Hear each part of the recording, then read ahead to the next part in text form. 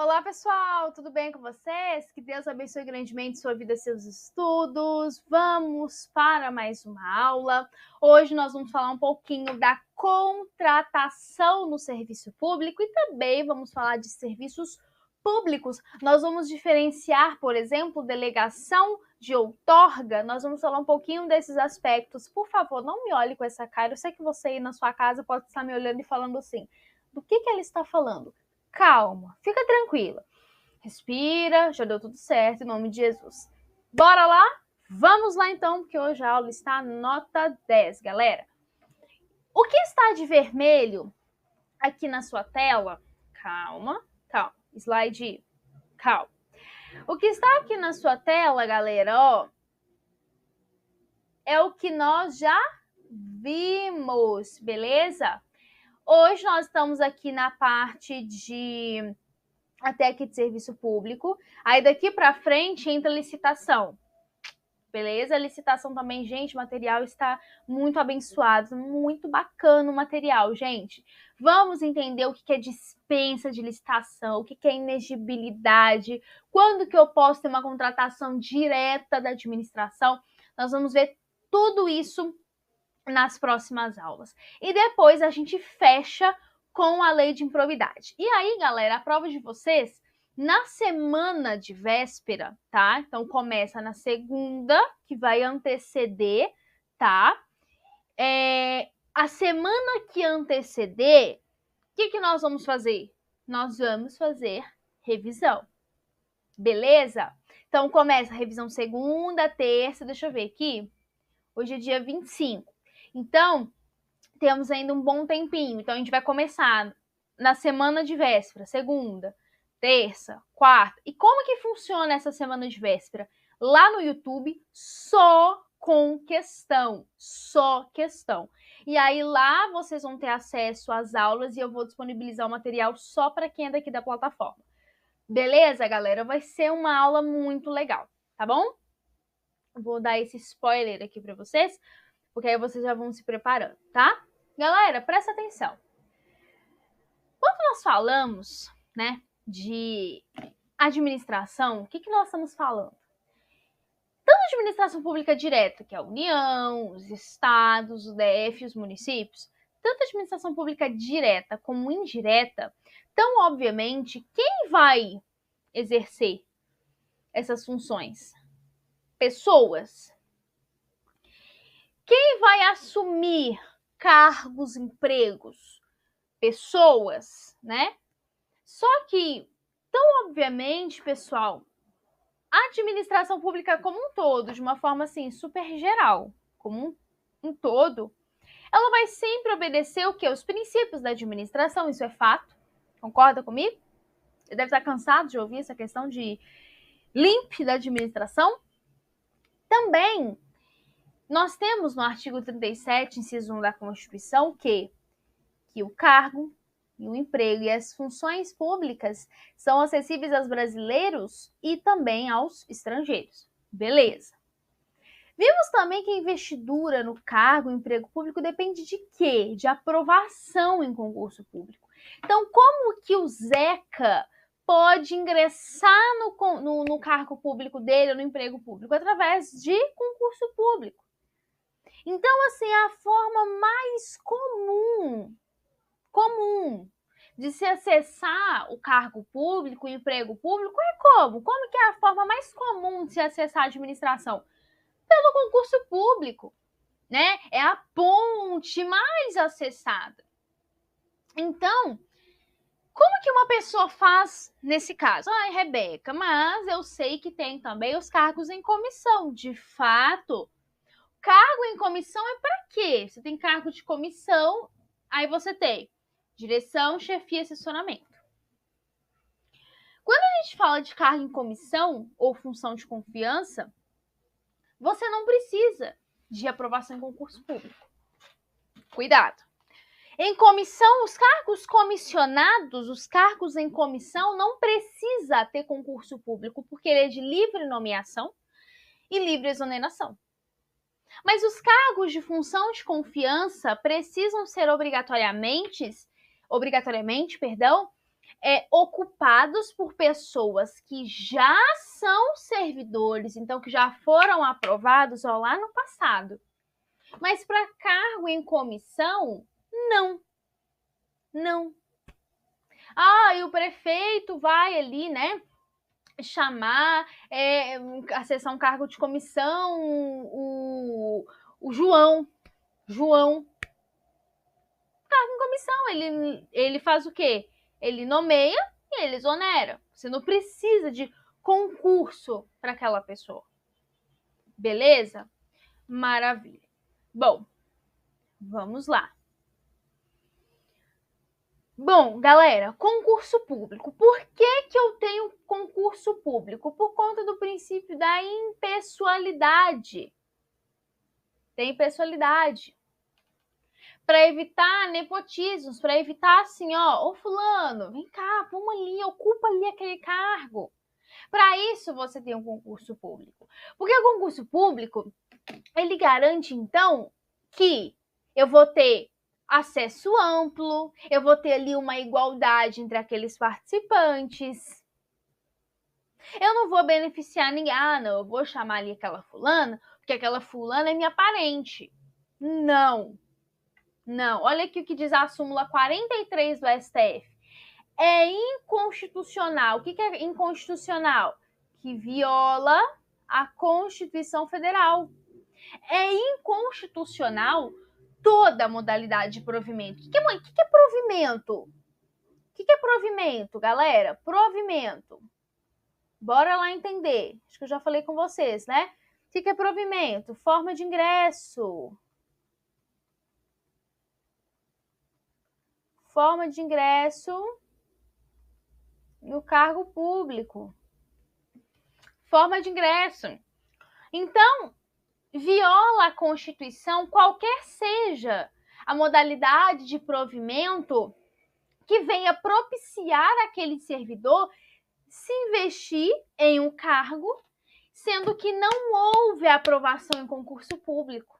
Eu não posso chamar fulana, chamar ciclana e falar assim, olha, venha e ocupe esse cargo. Por quê? Porque eu estou ferindo o princípio da impessoalidade, porque para se ocupar um cargo público, para se ocupar o emprego público, eu preciso necessariamente, obrigatoriamente, sem exceção, salvo os cargos em comissão, eu preciso da aprovação em concurso público. Ou seja, eu não posso autorizar com que uma pessoa entre na administração, venha ocupar um cargo, sem que ela tenha sido aprovada no concurso público, tá? Prazo de validade, nós até comentamos na outra aula, né? Será de quantos anos? Até 2 anos, que pode ser prorrogável por igual período. Cuidado, porque a VUNESP gosta muito de fazer pegadinha aí. E acerca da estabilidade, são estáveis após 3 anos de efetivo exercício. Eu não sei se eu já comentei com vocês, mas não faz mal voltarmos a falar disso. Deixa eu fazer aqui uma linhazinha do tempo, tá? Faz mal, né, gente? A gente comentar de novo, aprender. Naquele momento, aprender não quer demais, né? Galera, presta atenção, ó. O que nós tínhamos aqui? Peraí. Linha do tempo. Ó, bora lá. Aqui tá o meio, tá? O que você tinha antes? Não, minto. Deixa eu fazer aqui uma coisa. Primeira coisa. O que você tem aqui? Aprovação. Não. Você tem aqui. Concurso público. Concurso público. Depois do concurso, o que você tem? A aprovação nele, né? Aprovação do concurso. E depois da aprovação? Forma de provimento. Como que se dá? Nomeação. Forma originária. Comentei com vocês já? Qualquer coisa eu passo novamente. Depois da nomeação, você tem o quê? Assinatura do termo, a gente chama de posse. Parabéns. E aí, depois da posse? Entra esse lapso. Deixa eu. Tá, aqui tá a posse. Depois aqui da posse, entra esse lapsozinho aqui temporal. Que a gente chama de quê? Entre esse lapso aqui, ó, temporal. Que a gente chama de quê? Peraí, deixa eu arrumar isso aqui, não foi legal, não. Peraí. Quero ficar bonitinho, gente. Não, pera. Agora vai. O que é isso aqui? Tá aqui. Aí começa uma coisa aqui, ó. Que é exercício. Esse exercício aqui é para quanto tempo de exercício? Vamos ver. Muito bem. 3 anos de efetivo exercício. Esses 3 anos de efetivo exercício é mais carinhosamente conhecido como estágio probatório. Maravilha. Para que a pessoa faz o estágio probatório? Para que depois, daqui para frente, ó, sendo aprovada no estágio probatório, ela venha adquirir a tão sonhada estabilidade. É isso aí. Concurso público, aprovação, depois vem a nomeação, posse, entrada em exercícios. 3 anos iniciais do exercício é conhecido como estágio probatório. Esse estágio probatório, a aprovação dele é automática? Sim, não, não sei. Não. A aprovação, eu sempre falo isso. Olha pra você ver, eu sempre falo isso com vocês. E aí eu nem sabia, eu sou muito sincera, tá? Eu não sabia. Eu fui pegar um livro esses dias para fazer o material de vocês, e aí tava lá assim, como é que era? Falando sobre isso. Oh, não é automático. Eu falei, puxa, graças a Deus, eu sempre falo isso com os meus alunos, eu nem sabia que no livro também falava sobre isso. Mas o que eu sempre falo isso? Para não cair na cabeça do aluno é o seguinte, ó. Ah, então, o fato de eu iniciar o estágio probatório, pum, passou os 3 anos, sou estável no serviço público? Depende, você foi aprovado no estágio probatório? Não, então não tem estabilidade. Beleza? Então, ó, essa estabilidade aqui só vem com a aprovação no estágio probatório. Maravilha? Não se preocupem em anotar agora, porque eu vou colocar para vocês lá na plataforma, tá? Esse material que nós estamos usando aqui. Bom, galera, já falei para vocês da súmula 43 do STF.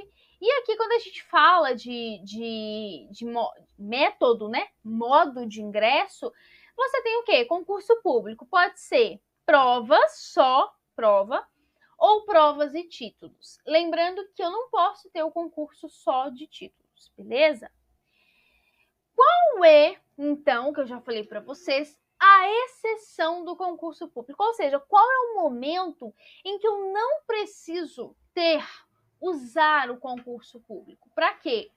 Para cargo em comissão e para serviço temporário. Então, exemplo, né, um dos casos. A investidura ao cargo emprego público depende de aprovação, ressalvadas as nomeações para cargo em comissão. Então, cargo em comissão é a exceção. É isso aqui, ó. Pode isso, só que isso aqui não pode, não precisa. É o cargo em comissão. A regra é que você tenha concurso público, mas para cargos em comissão, exemplo, você não tem concurso público, tá?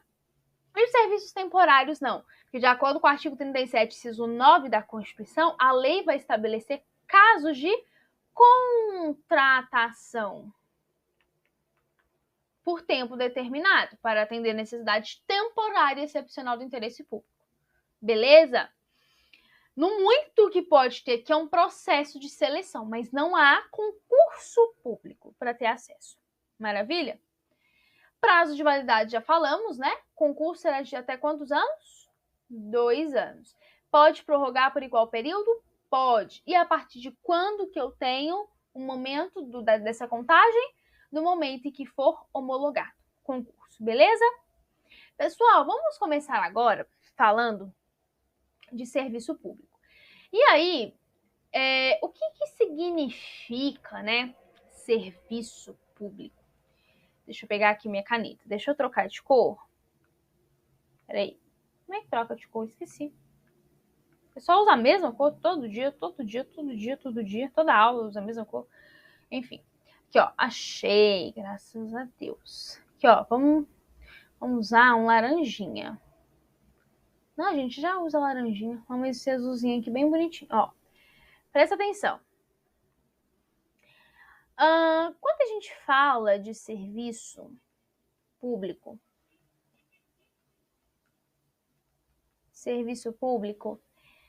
sim, não, talvez. Você acha que apenas a administração pública diretamente, ou seja, centralizada, apenas ela, somente, executa os serviços públicos? Sim, não, talvez. O que você acha? Não.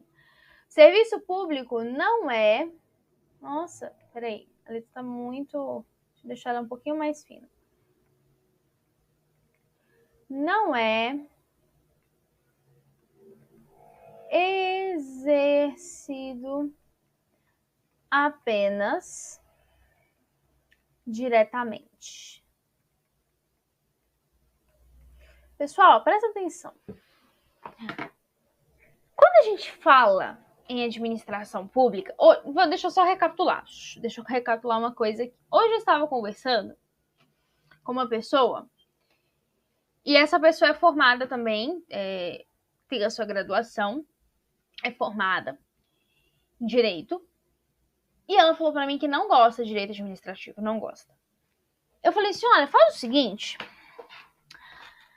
pegue o Direito Administrativo lá do início, volta, lá, artigo 37 da Constituição, princípios da administração pública, enfim. Por quê? Dentro da administração pública, você tem muito assim, ó, presta atenção. Essa é a regra, mas você tem exceção. Deve ser feito isso, mas de vez em quando você pode fazer aquilo. Quer um exemplo claro disso? Licitação. Não me olha com essa cara. Licitação é assim, você tem a obrigatoriedade da administração pública a se utilizar da licitação, mas ela pode ter casos em que vá fazer uma contratação direta. Aí você tem dispensa e inexigibilidade de licitação. É o momento que a administração olha e fala, legal, aqui, não, isso aqui eu não preciso de licitação. Então, dentro da administração pública, você tem muito isso. Às vezes vai ser administração pública, às vezes não. Às vezes você vai ter isso, em outras vezes não. E aqui no serviço público é a mesma coisa. Você tem serviços, então, obviamente, que são prestados diretamente pela administração pública direta. Exemplo, saúde, educação, enfim. Só que existem situações em que não vai ser a administração que vai executar aquele serviço. Às vezes, vai ser, por exemplo, delegação. Às vezes, vai ser outorga.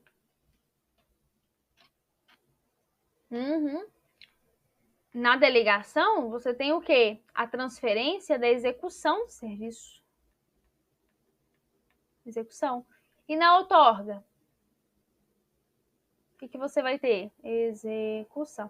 Você vai ter a transferência da titularidade e execução. Tá vendo? Exemplo, uma autarquia. Olha que legal. A administração pública olha e fala, nesse serviço aqui, poxa, isso aqui não dá pra mim não. Eu vou delegar essa execução para uma outra pessoa fazer. Exemplo, eu gosto muito de falar disso, né? Transporte coletivo. que a administração tem ali com aquela, né, empresa? Tem um processo de licitação e etc. Por quê? Porque aquela empresa, exemplo, tá? Você tem lá um município. E aí o município vai fazer a licitação para a contratação do serviço de transporte coletivo. E aí o seu Zé tem lá uma frota de ônibus. O que o seu Zé faz? Ah, eu tenho uma frota de ônibus, eu vou encarar essa licitação também. Então perceba, a administração ela vai falar assim: oi, olha aqui, nós precisamos de uma pessoa para poder executar o serviço de transporte na cidade. Beleza? Não é a administração, não é o município que vai lá, vai dar um ônibus, vai. Não é. Não é. Você tem lá a tarifa. Se o pneu do ônibus estoura, quem que vai organizar? Quem que vai arrumar? É a empresa do ônibus, a empresa de ônibus. Perceba, quem vai executar o serviço é a empresa. A empresa vai fornecer aquele transporte. Perceba, outra pessoa jurídica que está executando o serviço de transporte coletivo. Tá entendendo? Então, onde eu quero chegar aqui? Que não é todo o serviço que a administração, que o município diretamente, por exemplo, vai fazer. Porque, gente, é muita coisa para só o município sozinho fazer. Então, vai ter uma hora ou outra que ele vai ter que delegar aquele serviço para uma outra pessoa poder fazer. Ah, Rebeca, então isso significa dizer que os princípios da administração pública não vão precisar ser observados. Certo, errado ou talvez? Erradíssimo. Erradíssimo. O princípio da administração pública também deve ser observado. Beleza? Bom, vamos lá. Como que a gente vai entender, então, a conceituação do serviço público? Pessoal, nós temos alguns requisitos. O substrato material, o que seria?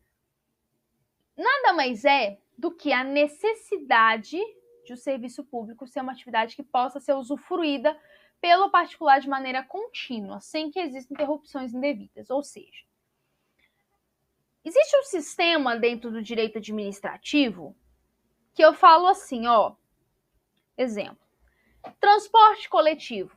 Não sei quem usa, não é um serviço que eu venha fracionar, então é um serviço usado por todo mundo. Exemplo, aqui no estado de São Paulo.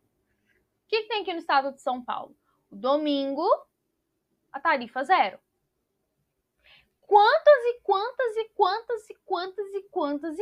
milhares de pessoas que não usam transporte coletivo gratuitamente no domingo? Tá entendendo? Quantas e quantas pessoas utilizam? Quantas e quantas pessoas que não utilizam esse transporte, não morando aqui no estado de São Paulo, às vezes é um parente que veio de outro estado, tá vindo aqui, passando o final de semana, vão para um parque, vão para um shopping ali, e ele também faz uso dessa tarifa zero. Eu não vou fracionar. Eu não vou virar e falar assim, olha aqui, você é de onde? Eu sou de Minas Gerais. Olha, senhora, senhor, você não pode usar o serviço, tá? Porque, não, ele não é exclusivo daqui de dentro do estado de São Paulo. Se pessoas vindo de fora podem também usufruir. Você pode ler, inclusive, no site da prefeitura. Então, esse serviço, esse substrato material está relacionado à necessidade que eu tenho do serviço público ser prestado de forma contínua. Eu não posso ter interrupções indevidas. Tudo bem, teve uma greve. Beleza? Mas eu não posso simplesmente falar assim, hoje eu não quero executar esse serviço para administração. Não. Então, esse substrato material significa dizer que esse serviço, ele tem que atender todo mundo. Todo mundo, de forma contínua. E o substrato formal? Significa dizer que o serviço público ele tem que ter uma função de quê? De beneficiar a coletividade. O que é beneficiar a coletividade? A gente já falou isso. Qual que é o foco da administração, pessoal? O interesse público. Interesse público. Eu não posso ter o Estado buscando o quê? Satisfazer apenas o interesse de alguns ou de pequenos grupos sociais. Exemplo. Ah, não, esse serviço público aqui a gente vai beneficiar só aquele grupo ali. Só aqueles ali. Não, eu não posso ter. O que eu já cansei de falar? A administração pública não tem inimigo, não tem amigo, não tem inimigo. Não tem mais ou menos. Não tem, eu gosto desse aqui, eu não gosto desse aqui. Não tem isso. Beleza? Ou seja, se eu falo, olha o que eu acabei de falar para vocês. Rebeca, se o serviço está delegado para um terceiro, para um particular, ele não precisa seguir os princípios da administração pública. É erradíssimo. Porque a partir do momento em que esse serviço busca satisfazer o interesse público, a partir do momento que esse é o foco da administração, qual que é o regime jurídico aqui? Regime de direito público. Ainda que ele venha a ser exercido por quem? Por um particular em sistema de delegação, foi o que eu falei para vocês agora. Se mesmo que o serviço venha a ser delegado, é uma empresa de transporte coletivo, não tem problema. É busca da satisfação do interesse público, então essa delegação, esse contrato, esse particular que está executando esse serviço vai observar, vai atender os fins da administração. Ele só está substituindo a administração naquela prestação de serviços.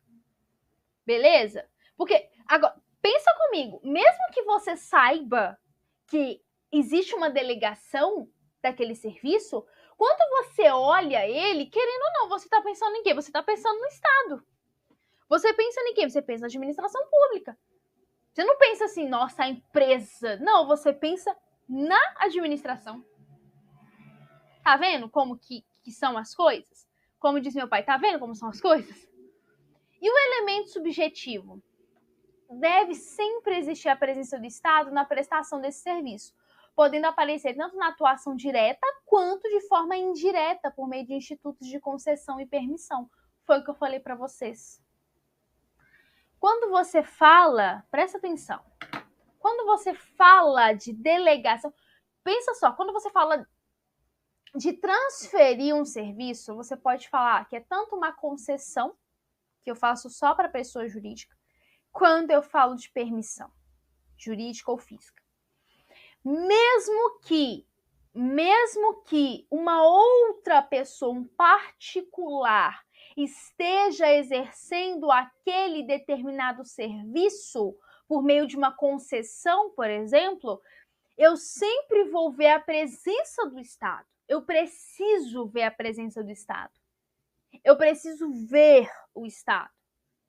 Mesmo ele estando ali de forma indireta, mas eu tenho que ver o Estado.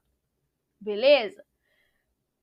Então, com isso, a gente pode conceituar que o serviço público é como uma atividade estatal, desempenhada de forma direta ou indireta, e é pelo regime público, tá? E visa também satisfazer os interesses coletivos. Trouxe aqui o mapa mental da professora Ana Campos, deixa eu tirar aqui para mostrar a referência para vocês.